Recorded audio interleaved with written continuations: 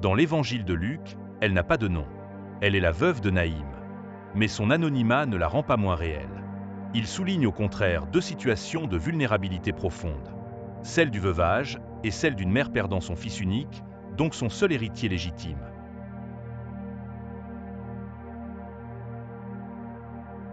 Naïm, ce petit village de Galilée, dont le nom même signifie agréable ou charmante, vivait au rythme des récoltes et des lois ancestrales.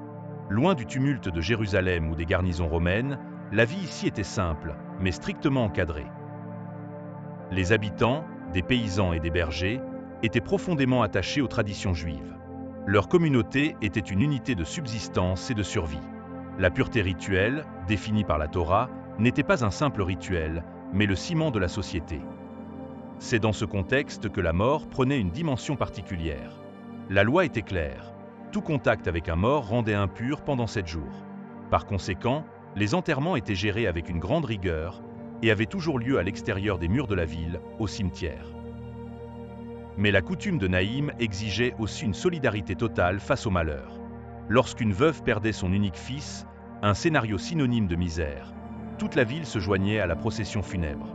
Ce n'était pas seulement un hommage aux défunts, c'était un geste de reconnaissance silencieuse, celui de la communauté qui accompagnait l'une des siennes vers son destin de solitude. La foule autour de la veuve n'est pas curieuse, elle est solidaire de sa souffrance, mais aussi impuissante.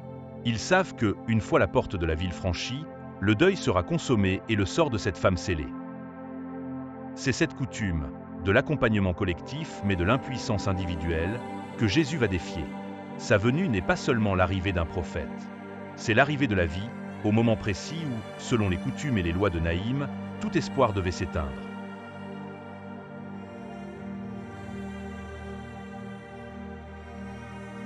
Naïm est dans la douleur. Une femme vit sans son mari.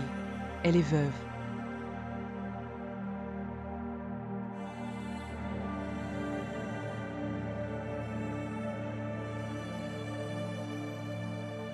Cette veuve vient de perdre son fils unique.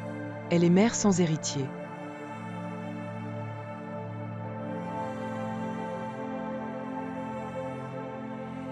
Cette mère consulte la loi. Dans sa réflexion, elle se questionne.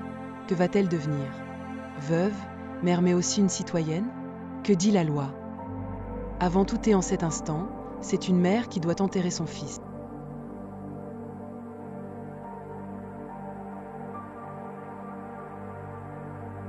Le jour suivant, Jésus alla dans une ville appelée Naïm. Ses disciples et une grande foule faisaient route avec lui.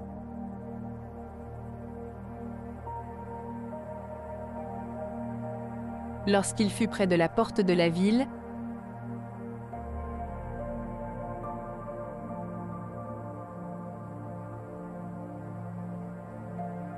voici, on portait en terre un mort, fils unique de sa mère, qui était veuve, et il y avait avec elle beaucoup de gens de la ville.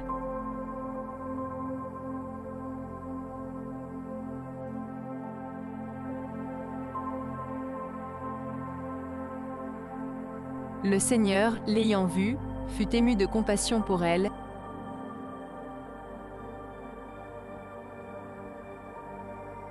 et lui dit « Ne pleure pas. » Il s'approcha et toucha le cercueil. Ceux qui le portaient s'arrêtèrent. Il dit « Jeune homme, je te le dis, lève-toi. » Et le mort s'assit et se mit à parler. Jésus le rendit à sa mère.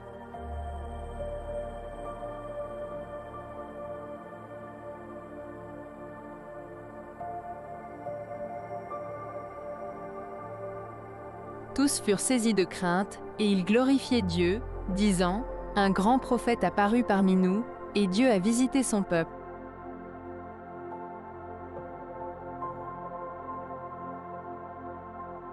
Cette parole sur Jésus se répandit dans toute la Judée et dans tout le pays d'alentour.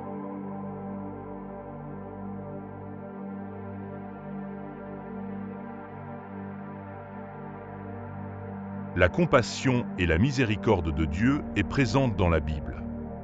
En Luc, nous sommes dans le Nouveau Testament. Pourtant, le psaume 145 au verset 8 et 9 nous révèle ceci: « L'Éternel est miséricordieux et compatissant, lent à la colère et plein de bonté. » L'Éternel est bon envers tous, et ses compassions s'étendent sur toutes ses œuvres. Louons l'Éternel. Comment Jésus pouvait-il savoir? Endeuillé, je n'ai pas dit un mot. Pourtant, il a sondé mon cœur et a saisi la profondeur de ma tristesse.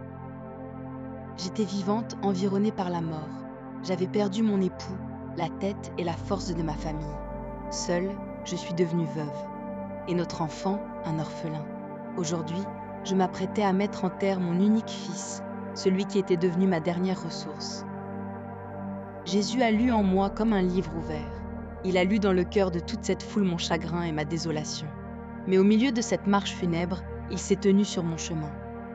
Mais ce que j'ai vu ce jour-là, aucune de vous ne doit l'oublier. Il n'a eu besoin d'aucune prière de ma part.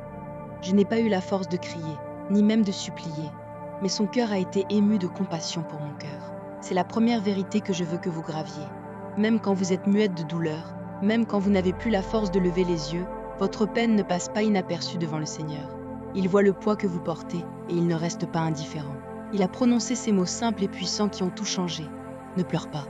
Il n'a pas minimisé ma souffrance, il l'a arrêtée. Ensuite, mes sœurs, il a posé sa main sur le cercueil. Il a brisé la loi du deuil pour imposer la loi de la vie. Et à mon fils, il a dit « Jeune homme, lève-toi, je te l'ordonne. » Alors voici mon message d'encouragement à toi, femme. Ton silence est entendu. Que ton fardeau soit le deuil, la maladie, la solitude ou la peur de l'avenir. Sache que Jésus te voit dans ta détresse la plus profonde.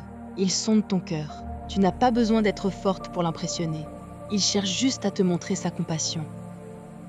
Il est le maître de l'impossible. J'ai vu mon fils ressusciter. S'il peut ressusciter les morts physiques, il peut aussi ressusciter des espoirs perdus, tes rêves enterrés et ta foi chancelante. Ce que tu crois définitivement fini dans ta vie est sous son autorité. Si je n'ai pas de nom, c'est parce que je suis une femme miroir que l'Éternel utilise, dans ce court passage pour te rappeler qu'il est au contrôle. Laisse-le t'arrêter. Quand la procession de tes problèmes t'entraîne vers la tombe, et quand l'épreuve semble être ta seule destination, regarde celui qui se tient sur ton chemin. Laisse-le te dire, ne pleure pas. Fais-lui confiance, car sa parole de vie est plus forte que la réalité de la mort. Accroche-toi à sa compassion. Il est celui qui vient pour changer ta marche de deuil en danse de joie. Rendons-lui toute la gloire et soyez richement bénis au nom puissant de Jésus-Christ. Dans cette merveilleuse histoire de la veuve de Naïn, nous devons retenir 5 points importants. 1. La souveraineté de la compassion de Dieu. Jésus n'agit pas en réponse à une requête, mais en réponse à la détresse. 2. Le triomphe de la vie sur la mort. La rencontre des deux cortèges symbolise le choc entre deux réalités. 3. La restauration de la dignité sociale. En perdant son fils unique, cette veuve perdait son identité sociale et son unique soutien économique, la condamnant à la misère. 4.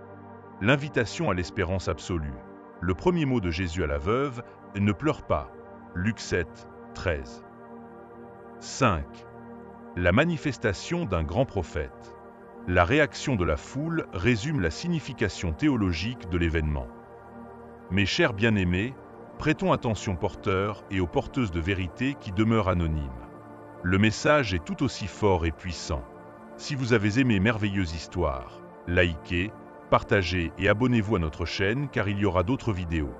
C'est une façon de soutenir ce ministère afin que l'évangile de Christ soit délivré au plus grand nombre à travers le monde. Vous pouvez aussi nous laisser un super thanks ou un commentaire afin de nous dire d'où vous regardez cette incroyable histoire de la veuve de Naïn. Soyez richement bénis et à bientôt pour une nouvelle vidéo.